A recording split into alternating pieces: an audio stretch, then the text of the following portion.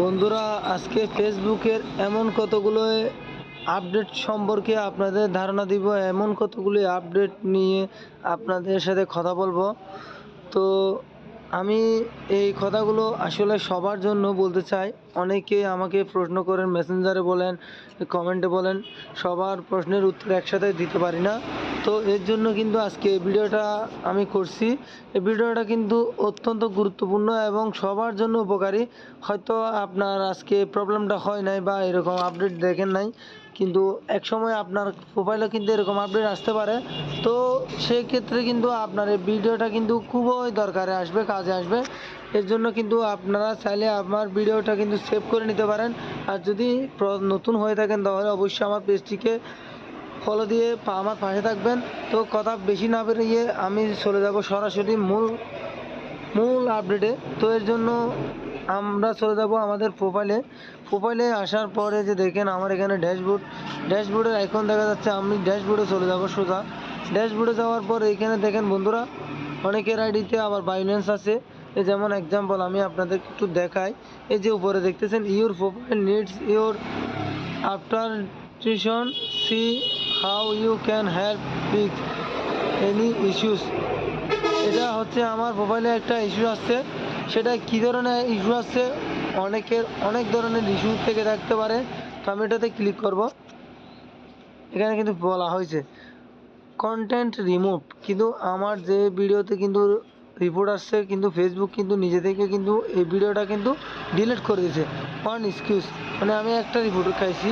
তো একটা রিপোর্ট আসাতে কিন্তু আমার মনিটাইজেশন চলে গেছিলো, রিকমেন্ডেবল চলে গেছিলো, আমার মার্কেট প্লেস ওটাও চলে গেছিলো। আমি এটা সম্পূর্ণ কিভাবে ঠিক করলাম, এই সব কিছু কিন্তু আজকের ভিডিওতে তুলে ধরবো।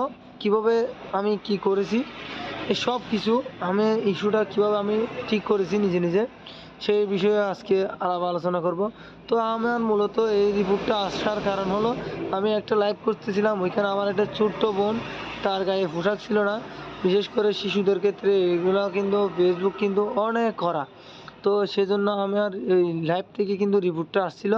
এটার জন্য আমি সুন্দর করে একটা আবেদন করছি, আবেদন লিখেছি। ওটা আমি অ্যাপ্লিকেশন ফর্মে জমা দিয়েছি। যখন আমি আবেদন করছি বারংবার, বেশ কয়েকবার আবেদন করতে হয়েছে। তো ফেসবুক এটা কিন্তু রিভিউ করছে, আমার আইডিটা রিভিউ করছে। রিভিউ করার পর আমার ইস্যুটা কিন্তু চলে গেছে।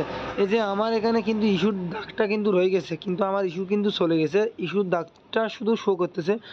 এরপরও কিন্তু আমার এখানে ভিউজ কিন্তু 1,65,516 ভিউজ, এবং আমার আর্নিং আছে প্রায় $5.14।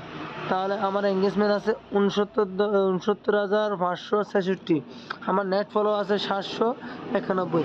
মানে আমার গড়ে এই মাসের মধ্যে কিন্তু আমার 791 ফলোয়ার্স আসছে। তো কিন্তু ফলোয়ার্স কীভাবে আসবে, কীভাবে ফলোয়ার বাড়াতে হয়, এর জন্য কিন্তু আমার এই ভিডিওটা সম্পূর্ণ ভিডিও দেখবেন সবাই। তো ফলোয়ার বাড়াতে হলে কিন্তু আপনাদের বন্ধুদের সাথে কথা বলতে হবে, তাদের যে মনের কথা সেগুলো বোঝার চেষ্টা করতে হবে। বন্ধুরা আপনার কাছ থেকে কী ধরনের ভালোবাসা চাইতেছে, কী পরিমাণ সাপোর্ট চাইতেছে, তো সে পরিমাণ ভালোবাসা আপনিও দিবেন, তাদের পাশে রাখবেন। তাহলে কিন্তু আপনার কিন্তু জ্বরের গতিতে কিন্তু ফলোয়ার বেড়ে যাবে। তো এবার চলে যাব, এই দেখেন আমার এইখানে কন্টেন্ট, আমি যে ভিডিওগুলো আপলোড করি, শেয়ার দিই। তো এখানে যাব, আমি একটা ভিডিও আপনাদেরকে একটু দেখাবো। এই যে আমি সকালবেলা একটা পোস্ট করছিলাম, এখানে দেখেন পোস্টে ক্লিক করলাম। এখানে দেখতেছেন your post has no issue, মানে আমি এই পোস্টটা করছি যে আমার এখানে কোনো ইস্যু নাই। যদি এখানে ইস্যু থেকে থাকে তাহলে এখানে বলবে ওয়ান এক্সকিউজ, তাহলে সেই পোস্টটা কিন্তু আপনারা ডিলিট করে দেবেন, সেই পোস্টটা আর রাখবেন না। ভিউজ হলে এখানে জমা হবে, এঙ্গেজমেন্ট হলে এখানে আসবে, আর্নিং হলে সেটা এখানে আসবে, নেট ফলোয়ার হলে সেটা এখানে শো করবে। তো এ হচ্ছে আবার এখানে কিন্তু ফেসবুক নিজেও কিন্তু কতগুলো রুলস বলে দিয়েছে কীভাবে আপনি ভালো একটা পারফরমেন্স পাবেন। ভালো এই যে পারফরমেন্সগুলো এখানে এখানে কিন্তু উল্লেখ করছে। কিন্তু আমি সংক্ষেপে আপনাদের একটু বলে দিই যে বিভিন্ন গ্রুপের মধ্যে শেয়ার করার জন্য বলতেছে, এই পেজটিকে ফলো দেওয়ার জন্য ফেসবুক নিজেও সাজেস্ট করতেছে, এবং বেশি বেশি করে যাতে বন্ধুরা দেখে বন্ধুদেরকে ইনভাইট করতে বলতেছে। ঠিক আছে, ফেসবুক এটা নিজে থেকেও বলতেছে। তো এবার চলে যাব আর একটা মূল বিষয় নিয়ে।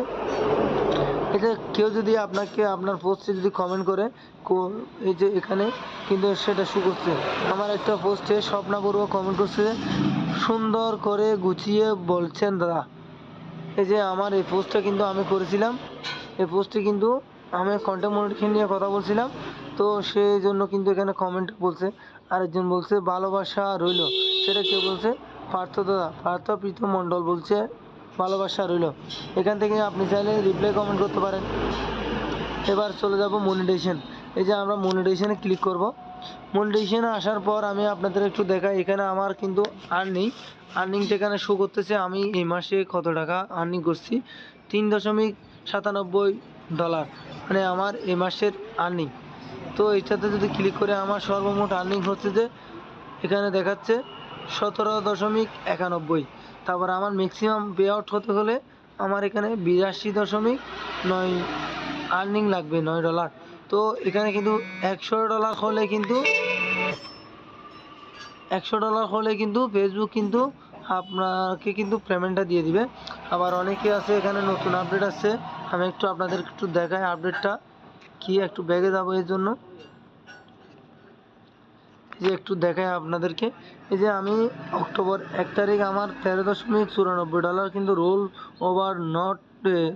Over to tax pay out, মানে আমার অ্যাকাউন্টে কিন্তু চলে এসেছে কিন্তু আমার টাকাটা, মানে আমার পে আউট সেট আপ করে ফেলছি, আমার অ্যাকাউন্টে ঢুকে গেছে। হ্যাঁ, তো এখানে নিয়ে আবার অনেকের প্রশ্ন আছে, সেই প্রশ্নটাই আজকে আপনাদের মাঝে একটু তুলে ধরবো। নিচের দিকে স্ক্রল করলাম, এই যে স্টার রিসিভ, এখানে চলে গেলাম। এই যে উপরে একটু লক্ষ্য করেন, at your pay out account once your earn 25 your all be able, মানে এটা এখনও কিন্তু বাংলাদেশের জন্য এলিজেবল করে নাই। অনেকেই আছে, আবার অনেকে ভাবতেছে $25 হয়ে গেলে ফার্স্ট পেমেন্টটা কিন্তু পেয়ে যাবে। মোটেও কিন্তু বিষয়টা এরকম না। $25 হয়ে গেলে ফার্স্ট পেমেন্ট পেয়ে যেতে পারেন। এটা কিন্তু আপডেট আসছে ফেসবুকে, তো আপডেট আসছে কিন্তু এখনও কিন্তু বাংলাদেশের জন্য কিন্তু কার্যকরী হয় নাই। বাংলাদেশের জন্য এখনও কার্যকরী হয় নাই, এখনও অনেক দেরি আছে। তো এখানে যদি আমি অ্যাড পে করতে যদি ক্লিক করি, আমার এখানে দেখবেন একটা লেখা আসবে শুধু ছোটো সাকসেসফুল পে আউট, এই যে রূপনাথ, আমি ক্লিক করে দিলাম, যে নেক্সট দিয়ে দিলাম। তো আমার এখানে দেখছেন successfully add pay out account, মানে আমারটা কিন্তু অলরেডি আমি আগে থেকে কিন্তু পে আউট সেট আপ করে রাখছি। তো আপনাদের যদি পে আউট সেট আপ বেশি থাকে তাহলে আপনারাও করে রাখবেন। তো এবার ব্যাগে গিয়ে আপনাদের কি কন্টেন্ট মনিটাইজেশনে ক্লিক করব, একটু দেখাবো। এখানে একটা সাবমিটেড ফর্ম চলে আসবে, আমি কিন্তু এটা সাবমিট করে নিয়েছি। আপনাদের একটু দেখাই আপডেট, মানে আপনাদের এখানে কিন্তু আমি সব কিছু কিন্তু আমি কন্টেন্ট মনিটাইজেশন কিন্তু সেট আপ করে নিয়েছি আগে, এটা কিন্তু আমি সাবমিটও করে দিয়েছি। তো আমি আপনাদেরকে একটু দেখাচ্ছি ওটা, এই ফর্মটা কিন্তু আপনারাও সাবমিট করে নেবেন। এবার আপনাদেরকে বলি মূল বিষয়টা। আমি কিন্তু কন্টেন্ট মনিটাইজেশন সাবমিট করার জন্য অ্যাপ্লিকেশন ফর্মটা সাবমিট করার পর কিন্তু আমাকে দিয়ে দিচ্ছে কন্টেন্ট মনিটাইজেশন ওয়েটিং লিস্ট, মানে এটা সাকসেসফুলি আমার ওইটা জমা নিয়েছে অ্যাপ্লিকেশনটা, এখানে কন্টেন্ট মনিটাইজেশন কিন্তু চলে আসছে। এর জন্য আমাকে ফেসবুক 2টা শর্ত দিয়েছে। এখানে দেখেন আমাকে 17.8 আমার ওয়াচিং। সেক্ষেত্রে যারা কন্টেন্ট মনিটাইজেশন পেয়েছে আমার আইডি অনুযায়ী, আমার ক্যাটাগরি অনুযায়ী যারা কন্টেন্ট মনিটাইজেশন পেয়েছে তাদের হচ্ছে 23.8 সেকেন্ড ওয়াচিং। তো আমার কিন্তু সেক্ষেত্রে কিন্তু কম, বুঝতে পারছেন। এখন আবার আরেকটা দিয়েছে total views on your content, মানে এখানে হচ্ছে যে আমার সর্বমোট ভিউজ হচ্ছে যে 165.4K।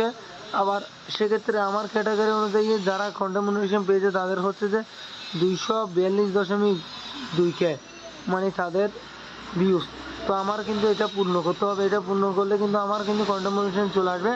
আবার বিষয়টা এরকম না, অনেকের এটা আরও বেশি আসতে পারে।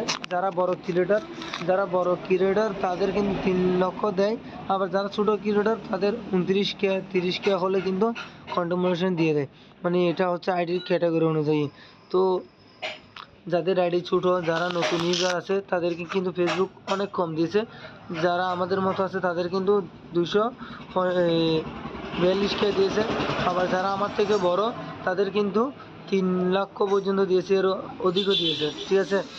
তো বন্ধুরা, আজকের ভিডিওটি যদি ভালো লেগে থাকে তাহলে অবশ্যই সবাইকে দেখা শুরু করে দেবেন, বেশি পরিমাণে শেয়ার করে দেবেন। সবাই ভালো থাকবেন, সুস্থ থাকবেন। ধন্যবাদ সকলকে।